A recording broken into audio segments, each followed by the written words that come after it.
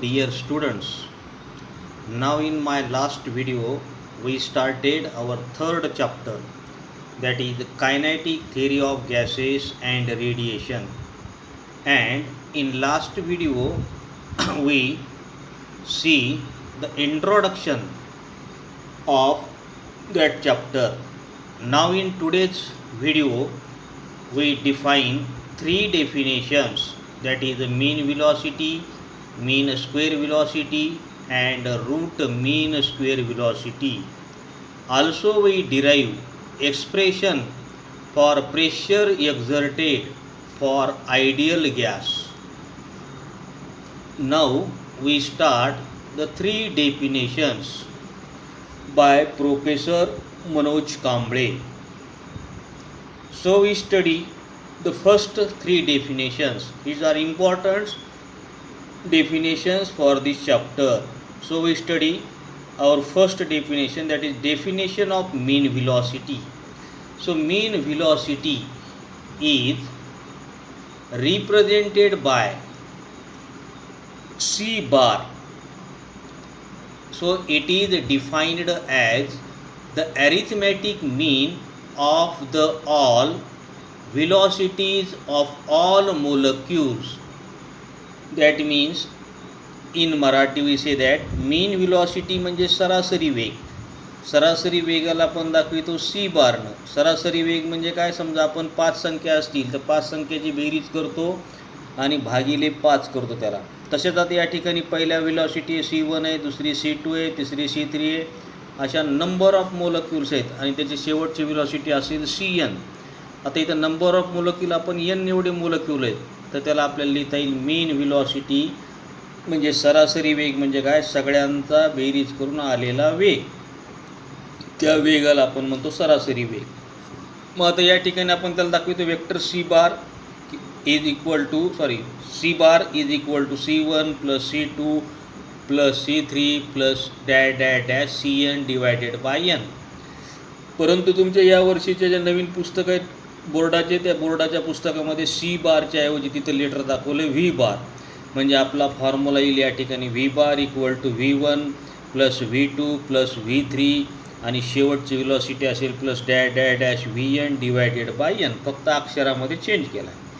त्यानंतर आपण पाहू सेकंड डेफिनेशन आहे मीन स्क्वेअर वेलॉसिटी. आता mean square velocity is represented by letter C square bar. So it is defined as the average of the square of velocities of all the molecules. So the formula for mean square velocity is given by C square bar is equal to C1 square plus C2 square plus C3 square plus dash dash dash Cn square divided by n. यालाच आपल्याला मराठीमध्ये असं म्हणता येईल सरासरी वेगाचा वर्ग. सरासरी वेगाचा वर्गाला आपण दाखवितो C स्क्वेअर बार अक्षराने. आणि याची व्याख्या काय करता येईल, इट इज द ॲव्हरेज. मीनला दुसरा पर्याय शब्द कोणता आहे, ॲव्हरेज. ॲव्हरेज म्हणजे सुद्धा सरासरी. द ॲव्हरेज सरासरी कशाची, स्क्वेअर ऑफ द वेलॉसिटी, प्रत्येक वेगाच्या वर्ग. या सगळ्यांची जर आपण सरासरी घेतली तर तिला आपण म्हणतो मीन स्क्वेअर वेलॉसिटी. आता पुस्तकामध्ये तुमच्या नवीन टर्म या ठिकाणी C स्क्वेअर बारच्या ऐवजी तिथं अक्षर असेल V स्क्वेअर बार.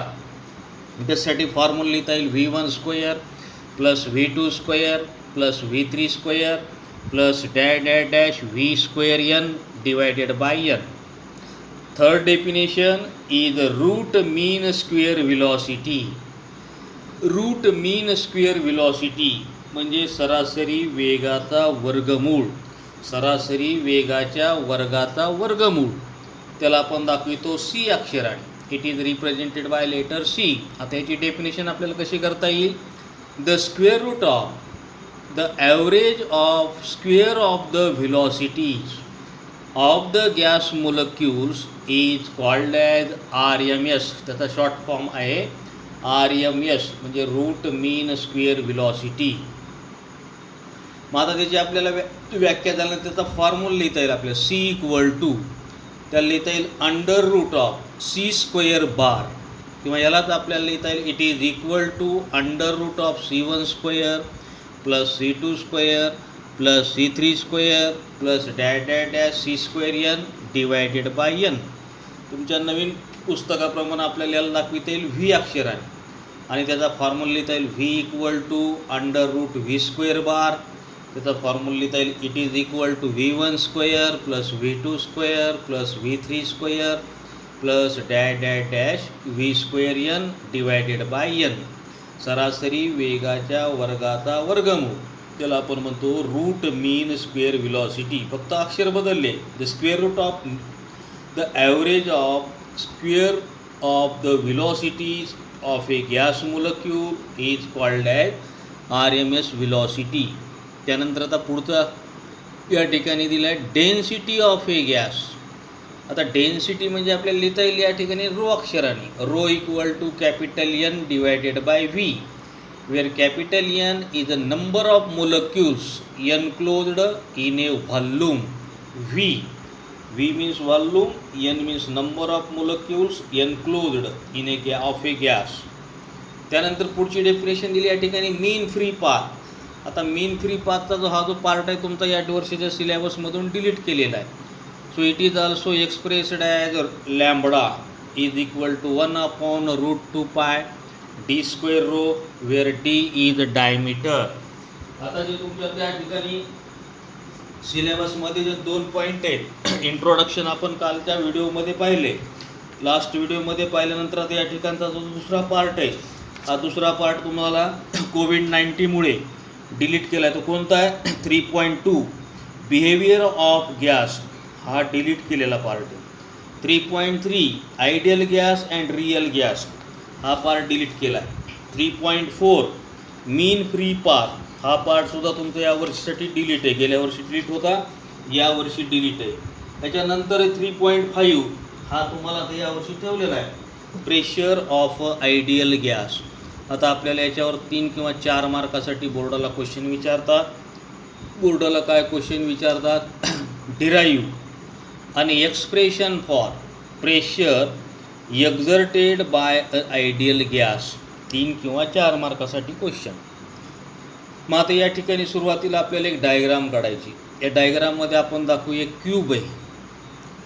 या क्यूबमध्ये आता या ठिकाणी 3 ॲक्सिस दाखविले आहेत. एक्स ॲक्सिस आहे, वाय ॲक्सिस आहे, झेड ॲक्सिस आहे. या क्यूबची एक जे बाजू आहे ती शेडेड दाखवली, डार्क केलेली.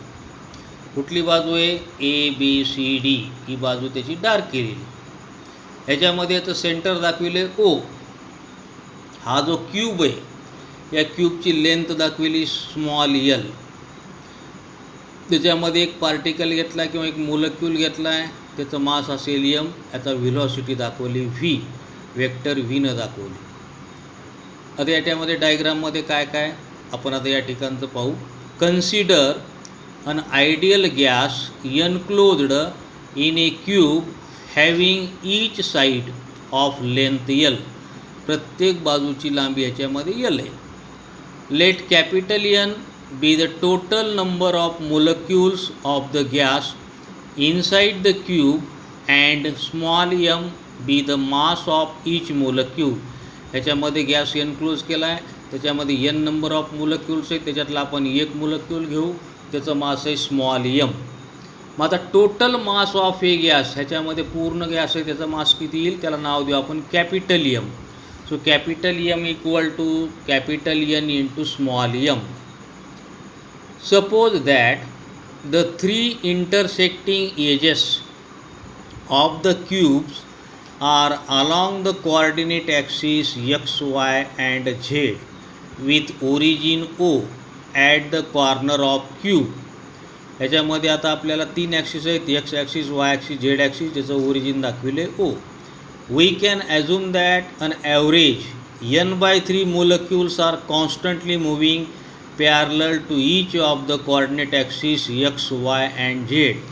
आता ह्याच्यातला जो मोलेक्यूल फिरणार आहे तो x ॲक्सिसकडे जाईल, y कडे जाईल, z कडे जाईल. या तिघांचं जर आपण ॲव्हरेज काढलं तर त्याला लिहिता येईल याच्यामध्ये n एवढे मोलेक्यूल्स आहेत. तिघाचं ॲव्हरेज किती येईल? इथं 3 दिशा झाल्या, x ॲक्सिसची दिशा झाली, y ची, z ची, म्हणजे n/3 मोलेक्यूल हे तिन्ही ॲक्सिसमध्ये फिरत राहतील. Let V1, V2, V3 dash Vn by 3 be the velocities of n by 3 molecules moving parallel to x-axis. ह्याच्यामध्ये अनेक मोलेक्यूल आहे. पहिल्याचा वेग आहे V1, दुसऱ्याचा V2 आहे, तिसऱ्याचा V3 आणि शेवटचा किती आहे डॅश Vn by 3 आहे. आणि कसे मोलेक्यूल आहे ते मोलेक्यूल एक्स ॲक्सिसला पॅरलल या दिशेनं जात आहेत. Consider the molecule moving with velocity V1 in the positive direction of x axis. As the collision is perfectly elastic, the molecule will rebound with velocity V1. Therefore, we write here change in momentum of the molecule is equal to final momentum minus initial momentum. आता या ठिकाणी लक्ष द्या, हा molecule इथं जो आहे इथं डॉट दाखवला आहे ज्याचा वेग आपण घेऊ V1 आहे. हा एक्स ॲक्सिसला पॅरलल आहे. त्या ओपासून निघाला कुठल्या बाजूला चालला आहे तो ABCDच्या बाजूला जाऊन तिथं जाऊन त्या भिंतीवर आदळेल. आदळल्यानंतर इथून रिबाउंड होईल आणि रिबाउंड होऊन पुन्हा ते कुठल्या दिशेला जाईल EFGH या बाजूच्या या साईडला जाईल तो. म्हणजे एखादा चेंडू रूममध्ये टाकलेला आणि आपण तो रूममधला टाकलेला चेंडू या डार्क भिंतीकडे फेकला. डार्क भिंतीकडे जाताना तर त्याचा इनिशियल मोमेंटम काय असेल, इनिशियल मोमेंटम म्हणजे mass into velocity m into v आला. इथेचं वेग V1 आहे म्हणून याला लिहिता येईल m इंटू V1. हा जाऊन ह्या डार्क भिंतीवर आदळेल. आदळून तिथून हा चेंडू पाठीमागे येईल. समजा पाठीमागाला त्याला म्हणता येईल आपल्याला फायनल मोमेंटम. फायनल मोमेंटममध्ये काय होईल, त्याची डायरेक्शन चेंज होईल. इथून जाताना राईट साईडला चालला एक्स ॲक्सिसच्या आणि इथून एक्स ॲक्सिसच्या लेफ्ट साईडला चालला आहे. म्हणजे इथं डायरेक्शन वर जर पॉझिटिव्ह असेल तर खाली निगेटिव्ह येईल. म्हणून या ठिकाणी लिहिता येईल चेंज इन मोमेंटम, याला नाव देऊ आपण delta P1 is equal to final momentum होईल त्याचं मायनस mv1 आणि सुरुवातीची मोमेंटम असेल त्याचं mv1. पण या ठिकाणी साईन मायनस आहे व मायनस मायनस काय होईल या ठिकाणी minus 2mv1. So thus the momentum transfer to the wall during collision is plus 2mv1. परंतु आपल्याला या ठिकाणी त्याच्या संवेगामधील बदल चेंज इन मोमेंटम आला इथं negative.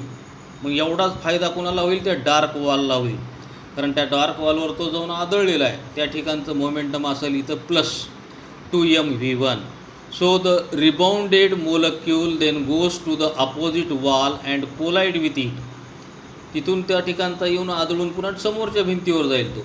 After colliding with shaded surface the molecule travel to the opposite surface and reflected back.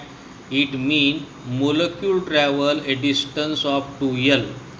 So the time for the molecule to travel back and forth. आता आपण या ठिकाणी टाईम काढू.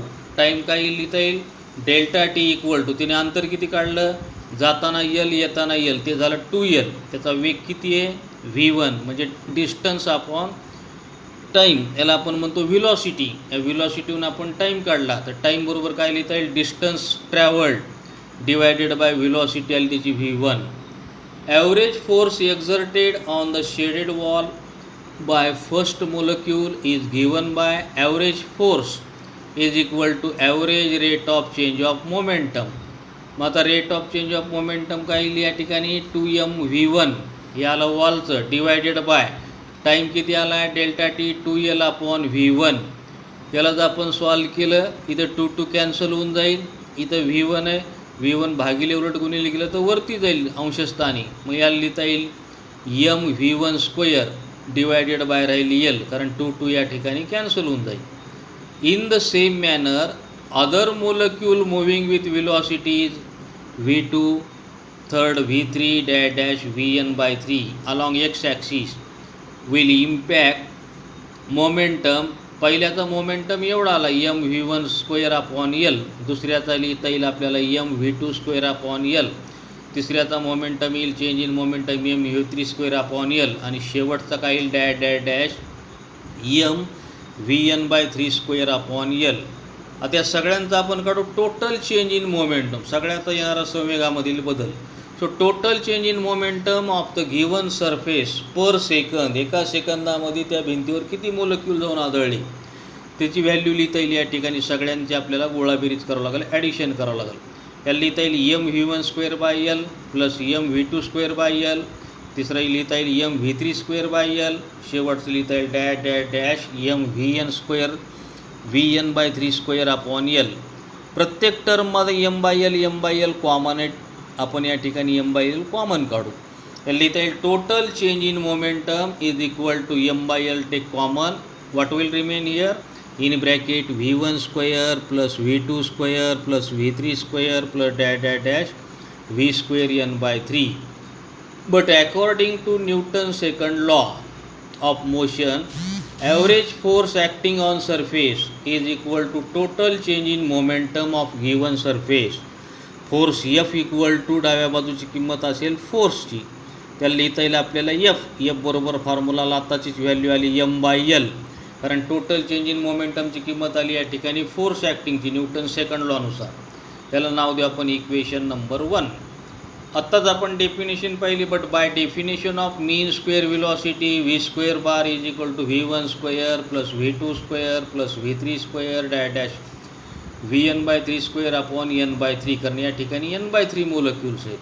ह्याचाच आपण cross product घेतला, तिरकस गुणाकार केला, याला लिहिता येईल V square bar is into n by 3 is equal to v1 square plus v2 square plus v3 square dash dash v square n by 3. He value आता आपल्याला इक्वेशन नंबर 1 मध्ये ठेवायची. या ठिकाणी लिहिले substituting this value in equation number 1 we get f equal to m by L in bracket, ही जी value आहे v1 स्क्वेअर v2 स्क्वेअर, याच्या ऐवजी आता आपण व्हॅल्यू काय ठेवू v square bar into n by 3. परंतु आपण आत्ताच एक डेफिनेशन पाहिली रूट मीन स्क्वेअर व्हेलॉसिटी. या रूट मीन स्क्वेअर व्हेलॉसिटीनुसार आपल्याला काय आलं V equal to V square bar ही किंमत आहे. आता व्ही स्क्वेअरची किंमत दोन्ही बाजूचाच आपण स्क्वेअर केला, याला लिहिता येईल V square equal to V square bar, म्हणजे इथं जे व्ही स्क्वेअर बार आलं आहे याला आपल्याला कॅन्सल करता येईल आणि त्याला काय लिहिता येईल व्ही स्क्वेअर लिहिता येईल. म्हणजेच आपल्याला फॉर्म्युला मिळेल F equal to 1/3 NML into V square bar. आता ही व्ही स्क्वेअर बार आपण कट करू, कारण आत्ताच आपण डेफिनेशन पाहिली रूट मीन स्क्वेअर व्हेलॉसिटीची. मग आपल्याला फॉर्म्युला मिळेल इथं F equal to 1/3 NM upon L into V square. We call this as equation number 2. परंतु आपल्याला या ठिकाणी इक्वेशन कशाचं तयार करायचं आहे, प्रेशरचं करायचं आहे. मग काय लिहिता येईल या ठिकाणी the pressure exerted by gas P equal to काय फॉर्म्युला आहे force divided by area. P equal to average force divided by area of shaded wall, म्हणजे F डिवायडेड बाय A. आत्ताच आपण व्हॅल्यू काढली इक्वेशन नंबर 2 मध्ये, Fची substitute करू आपण इथं 1/3 NM V square upon L divided by A. याला आपण इथं लिहिता येईल P equal to 1/3 NM V square upon AL. परंतु या ठिकाणी एरिया इंटू लेंथ म्हणजेच काय लिहिता येईल व्हॉल्यूम आहे, कारण याची किंमत असते area into length is equal to volume, म्हणजे ALची व्हॅल्यू आपण सबस्टिट्यूट करू V. So we get pressure P equal to 1/3 NM V square upon V. Call this as equation number 3. But capital N into M is nothing but it is equal to capital M, and capital M is the mass of gas. When we substitute NM equal to capital M, we get equation number 4 P equal to 1/3 M by V into V square. Also we know that density equal to mass upon volume. That means here in equation number 4 when we substitute mass upon volume is equal to rho, then we get equation number 5 pressure exerted by gas P equal to 1/3 rho into V square.